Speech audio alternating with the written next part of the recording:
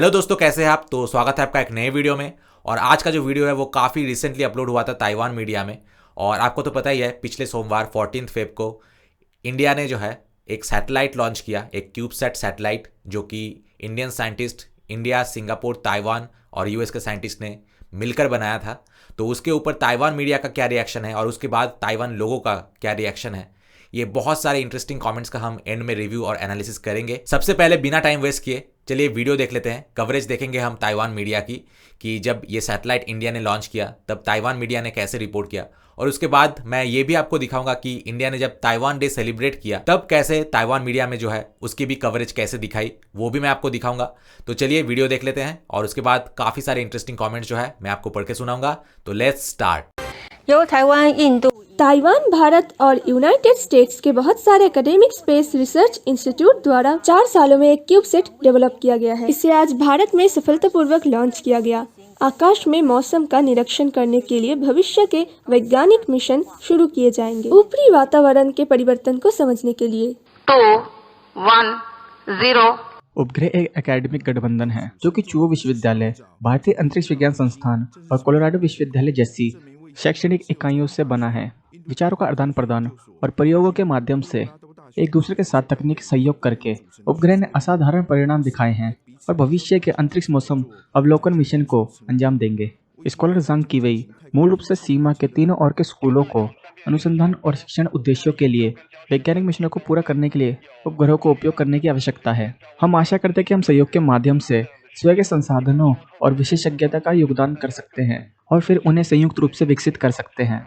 कई स्कॉलर्स ने इस बात पर जोर दिया है कि विश्वविद्यालय को पहले स्वनिर्मित गुप्त उपग्रह फ्लाइंग स्क्विरल के सफल प्रक्षेपण का अनुभव है और यह बहुराष्ट्रीय सहयोग फ्लाइंग स्क्विरल के विकास पर पिछले अनुभव के आधार पर एक सुधार था। लू मेंगफान विज्ञान और प्रौद्योगिकी मंत्रालय अंतरिक्ष केंद्र में वास्तव में उपग्रह विकसित करने की योजना है। प्राकृतिक विभाग एक क्यूबिक उपग्रह के लिए विकास मंच की योजना बना रहा है जो कि क्यूबसैट पर आपसी विकास के लिए संपत्ति और शैक्षणिक क्षेत्र का एकीकरण हो सकता है। विज्ञान और प्रौद्योगिकी मंत्रालय जोर देकर कहता है कि ताइवान और भारत के मामले में दोनों नेताओं को भविष्य में सहयोग के माध्यम से एक दूसरे की अनुसंधान और विकास की क्षमताओं को गहरा करने की उम्मीद है। इस बीच उपग्रह को यूएस में 14 तारीख को सुबह 9:30 बजे प्रक्षेपित किया गया और सफलतापूर्वक संकेत प्राप्त हुआ। यह शाम को ताइवान के ऊपर से भी गुजरेगा। चेन जैक्सिन और जी झेंगलिंग ताइपे से रिपोर्ट करते हैं। तो ये तो था Taiwan media about India launching इस सैटेलाइट। और अब हम देखेंगे जब इंडिया ने ताइवान डे सेलिब्रेट किया तब ताइवान मीडिया का क्या कवरेज था। और ये वीडियो देखने के बाद मैं कमेंट सेक्शन में जाऊंगा। तो चलिए सेकंड वीडियो भी देख लेते हैं। एक बड़ा पोस्टर चाइना एम्बेसी के बाहर जिस पर लिखा है ताइवान हैप्पी नेशनल डे अक्टूबर 10। स्वतंत्र भारतीय पत्रकार कोल ने देर रात ट्विटर पर एक फिल्म अपलोड की। भारत में चीनी दूतावास के बाहर की सड़कों पर ताइवान का दोहरा 10वां राष्ट्रीय दिवस मनाने वाला पोस्टर लगे थे।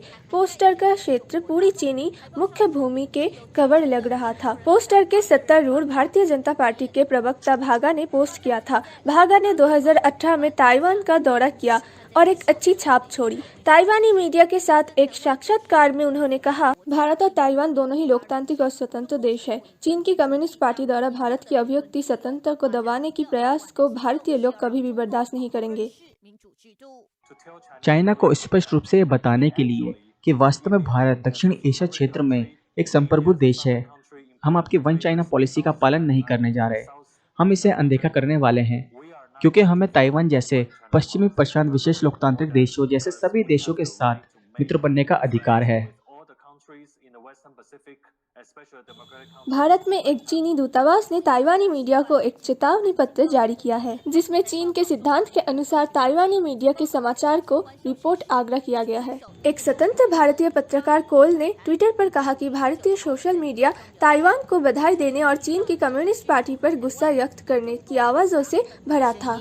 भारतीय मित्र बहुत प्यारे है। वे आज इतना खुश है कि ऐसा लग रहा है कि भारत राष्ट्रीय दिवस मना रहा है। आप ट्विटर पे हर जगह किसी न किसी तरीके का मिल्क टी अलायंस पॉपअप करते देखेंगे। मिल्क टी अलायंस थाईलैंड या भारत की परवाह किए बिना ताइवान के साथ गठबंधन को संदर्भित करता है और लोकतंत्र के गठबंधन का प्रतीक है। जैसे कि हमारे अपने मीडिया द्वारा विश्लेषण किया गया है कि चीन की कम्युनिस्ट पार्टी से लड़ने के लिए एक स्ट्रांग पोजीशन होना जरूरी है। अगर चाइनीज कम्युनिस्टों को लगता है कि भारतीय मीडिया उनके आगे झुक गया है तो वे ऐसी और बात करेंगे, वे प्रेस करते रहेंगे। दूसरी ओर यदि भारतीय मीडिया ना कहता है तो हमें अपनी स्थिति को लेने की आवश्यकता होगी। हमें संपादित करने और रिपोर्ट करने का अधिकार है। कि हम क्या रिपोर्ट करना चाहते हैं। इससे कोई फर्क नहीं पड़ता कि ये क्या है। खैर, इससे वे भड़क सकते हैं। तुम्हें पता है, वे वार वुल्फ स्ट्रेटजी अपनाते हैं। कम्युनिस्टों के धमकाने वाले और उनके बुरे व्यवहार ने इसके बजाय लोकतंत्र, उद्योग और क्षेत्रीय सुरक्षा में इंडिया और ताइवान के बीच सहयोग और बातचीत के अवसरों में योगदान दिया है। 在地区安全上的合作跟互动的机会。外交部表示，印度是全球最大。 विदेश मंत्रालय ने कहा कि भारत दुनिया का सबसे बड़ा लोकतंत्र है। लोगों को अभिव्यक्ति और भाषण की स्वतंत्रता के आनंद मिलता है। हम ताइवान के लिए भारत के समर्थन के लिए धन्यवाद देते हैं और महामारी के बाद आर्थिक सुधार बढ़ाने के लिए भारत के साथ काम करने की आशा करते हैं। 各国对国庆日的祝贺，特别是印度朋友。 ट्विटर पर उपराष्ट्रपति लाई किंगडे ने सभी देशों को राष्ट्रीय दिवस पर बधाई देने के लिए धन्यवाद दिया, खासकर भारतीय मित्रों को। 台湾亚太电视张韵婷整理报道。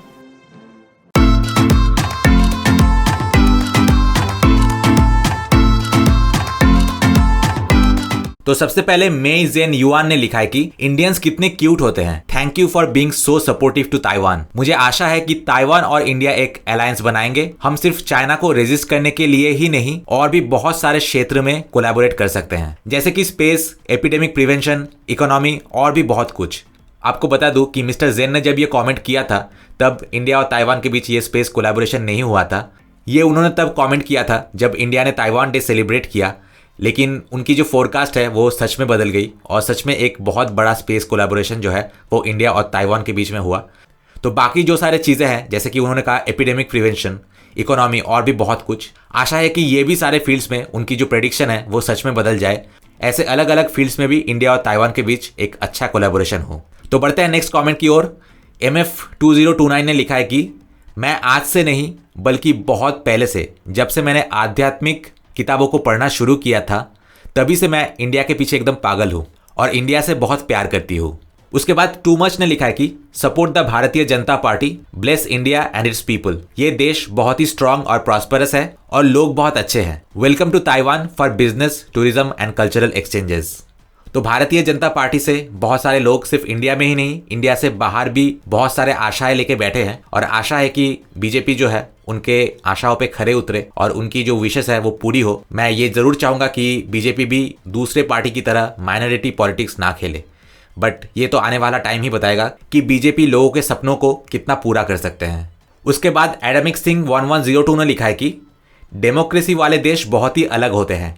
इंडिया भी एक डेमोक्रेटिक देश है और इसीलिए इंडिया के साथ हमारे वैल्यूज इतने मैच करते हैं, जबकि चाइना के साथ बातें करना भी सजा जैसी लगती है। उसके बाद जैक संग ने लिखा है कि full support to India, a great power and an ancient civilisation. India Taiwan alliance जिंदाबाद, fight against this hegemonic wall country. तो चाइना को जो है वो दीवार कंट्री के हिसाब से डिनोट कर रहे हैं और ये बहुत सिंबॉलिक है क्योंकि दूसरे देशों के डेवलपमेंट, उनकी जो प्रॉस्पेरिटी है, उस रास्ते में चाइना एक दीवार की तरह ही खड़ा है और इसी दीवार को हमें तोड़ना है। उसके बाद ली वैंग ने लिखा है कि इट इज सजेस्टेड कि ताइवानीज जो मैन्युफैक्चरर्स है वो इंडिया में अपना इन्वेस्टमेंट बढ़ा दे, क्योंकि इंडिया एक बहुत ही बड़ा देश है जिसके पास बहुत सारे लोग भी है, मतलब लेबर और कंज्यूमर दोनों ही अनलिमिटेड है इंडिया में। उसके बाद चेरी सौ ने लिखा है कि मुझे आशा है कि आने वाले दिनों में हम कई सारे चीजों में मेड इन इंडिया टैग देखें, ना कि मेड इन चाइना। आपके मुंह पे घी शक्कर, और आशा है कि इंडियंस में भी ये एटीट्यूड आए और इंडियंस की भी आंखें तरसे ये देखने को, और तभी जो है हम इस पे और भी ज्यादा एक्शन ले सकते हैं और इसको सच में बदल सकते हैं। उसके बाद एरिक वॉन्ग ने लिखा है कि इंडियन ओशन में जो इंडिया का दबदबा है उससे तो इंडिया को वैसे भी चाइना से डरना नहीं चाहिए। उसके बाद जेसी डाउचन ने लिखा है कि I love the honesty of India. मैंने ये जाना कि इंडियन लोग चाइनीज लोगों से कई ज़्यादा ट्रस्टवर्दी है और इसीलिए अब तो मेरी गिनती इंडिया फैंस की लिस्ट में सबसे ऊपर आ गया है। उसके बाद जेसी डाउनचेन ने और एक कमेंट किया, उन्होंने लिखा है कि मुझे लग रहा है कि इंडिया और ताइवान के बीच जो ये क्रूशियल रिलेशनशिप है that will get better and better. समय के साथ साथ ये और भी ज्यादा ताकतवर होता चला जाएगा और मेरी विश है कि मैं ये अपने आंखों से देखूं। डेमोक्रेटिक इंडियंस, ताइवान में आपका हमेशा स्वागत है और कम्युनिस्ट चाइनीज, चलो निकलो यहाँ से। उसके बाद गाओली जोंगून ने कमेंट किया है कि मुझे तो लग रहा है कि इंडिया ये करके चाइना को युद्ध के लिए ललकार रहा है। कुछ लोगों से शांति बनाए रखने का यही एक तरीका है। एक टाइम था जब पाकिस्तान, चाइना ये सब थ्रेट देते थे इंडिया को कि कुछ भी हो जाए तो हम न्यूक्लियर वॉर शुरू कर देंगे। अभी इंडिया का जो अप्रोच है कि युद्ध करना है ना, तो आ जा भाई, तुम लोग हम पे न्यूक्लियर अटैक करोगे तो हम भी तुम पे फूल नहीं बरसाएंगे। भारत ने धमकी से डरने की नीति को छोड़ दिया।